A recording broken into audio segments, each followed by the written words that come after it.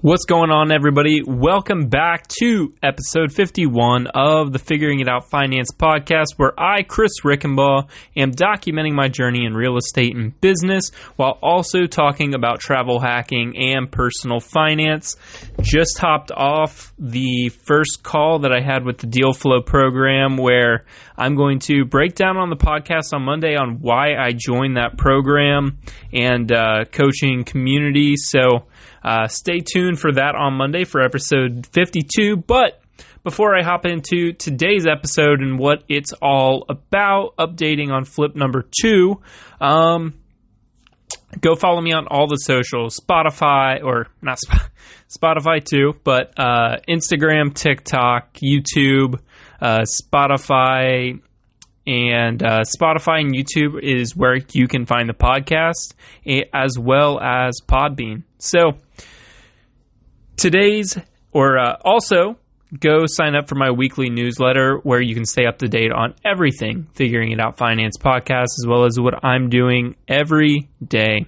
So in today's episode, I'm going to cover the progress that the team made on flip number 2 in week 1 of the project. So on Monday, I broke down some of the hiccups that I was having with flip number 2, with some of the B's and then some of the closing dates getting pushed back and why those were so big. But so all of that was pretty much solved this week, and it was really just a big demo week, getting the basement all framed out, which should be done today. I'm waiting on that update.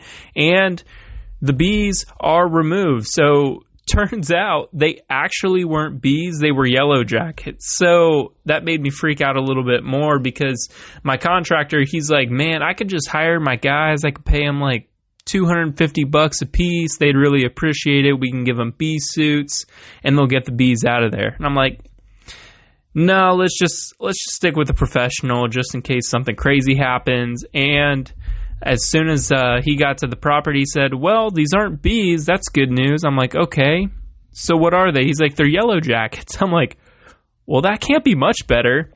So it was actually a lot better for him because he didn't have to stay there the entire day. He only was there for an hour, and he made $2,000 in 1 hour. So I might have to switch professions. But yeah, just why I went with a professional is just because, you know, his guys probably could have done that in their, or the contractor's guys could have probably done that in their B suits, and they could have killed them, sprayed them. But the problem is, if they didn't do it correctly, they could have come back.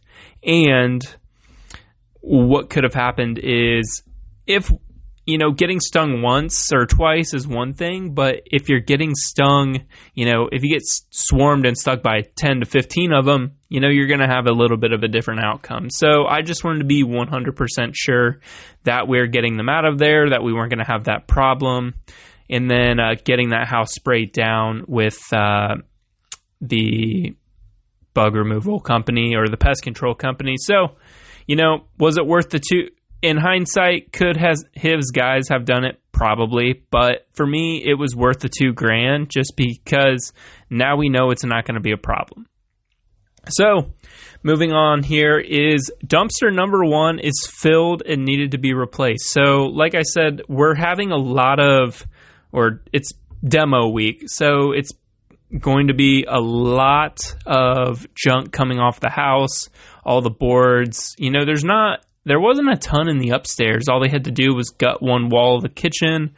And so a lot of the materials are coming off of the house. So not so much drywall or anything like that, but mainly it's coming off the side of the house, where it's all just this heavy wood that can get, you know, it just fills up that dumpster really quick. We had a 30-yard dumpster, so I went bigger this time, and it was full within a week. So we got that changed out. So that's another $500 to $600 out of pocket just because we filled up the dumpster that early. So it's probably going to need to be dumped again halfway through the project, and just making sure I stay on top of that. So we don't run into any problems along the way of having it too big or too full to where the company charges extra.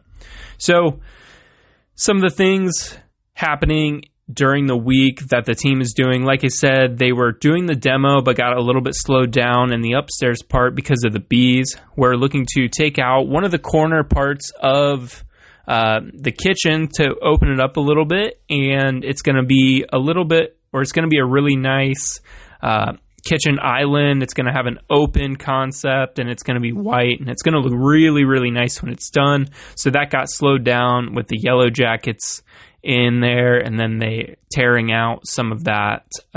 There's a window unit that needs ripped out, so they had to tear out all the drywall. They're going to have to redo that.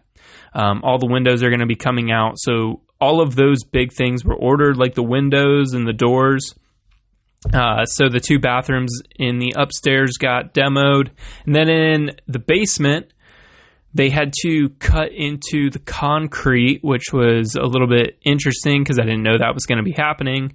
But so how they're going to have to do that is, move around some of the pipes, create a Y pipe, just so they can be able to put in the toilet and the shower, which I didn't fully understand why, but it's going to be their thing. They're going to be able to explain it to me.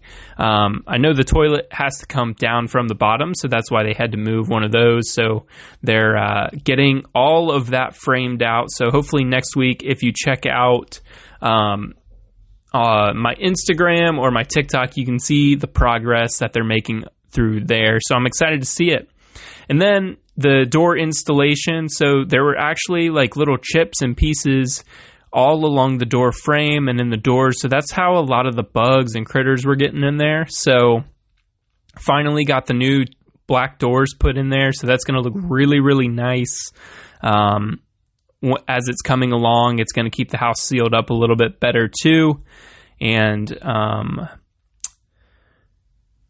just as I was out there, I was walking around and a neighbor waved me over who lives right next to me, and then she was telling me a little bit about the house.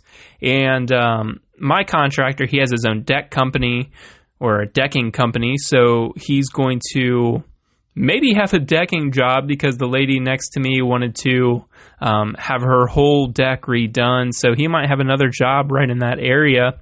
And then just why that's big is because it's going to be a lot of networking, seeing whether other people in this area or who are living there, because I've found out it is a pretty old population in that neighborhood. Not a lot's been bought or sold in the last how many years, so it's really hard to find comps. So being able to come in and do a higher end flip, we're getting a tree removed for them. She's not going to have to hunt and find a contractor to redo her deck, and then she's going to be able to look over the house for me. And I said, hey, here's my personal number just in case they're being loud or having problems. Just, give me a call. So being able to, connect with one of the neighbors, they're going to be a little bit more freewheeling on what's going on with the house next to me. They're going to be able to look over it, give me a call if they see anything or hear anything. So it's always good meeting the neighbors and just getting to, just getting a little bit more information about the neighborhood and see if anybody else is willing to sell or looking to sell their house, because I'm going to, hopefully within this next week or two, I'm going to get set up with a Google Voice number, be able to get a sign out there so when people drive by, they see the flip is going on and that they give a call and say, hey, I'm looking to sell my house, or I'm looking to do something like that on mine. So that's going to give my contractor a little bit more, a little bit more work maybe, but it's going to be a call coming to me, and then I'm able to ask in the area, hey, do you know if anybody's willing to or wanting to sell their house in this neighborhood or their area? Or I know you're looking to renovate it, so why don't I just buy it from you and then renovate it kind of like we're doing on the higher end side. So I'm excited when it's all done to be able to get an open house done in that area to see who comes in and who wants to check it out. So that's pretty much week one. Just a lot of planning, a lot of demo, the yellow jackets getting removed. Other than that, it was a little exciting at first. Now we're just kind of getting into the meat and potatoes of the flip, getting some things installed after the framing. Then we're going to get into drywall. I'm excited to see how this project turns out and kind of keeps rolling. So tune in on Monday for why I joined Cam Cathcart's Deal Flow coaching program. I think that one's going to be an interesting one as I get going. It's going to be a lot more about accountability, which I'm excited about. So I'll talk all about that on episode number 52 on Monday. So thank you for tuning in to the Figuring It Out Finance podcast. I am Chris Rickenbaugh, and we'll see you on Monday.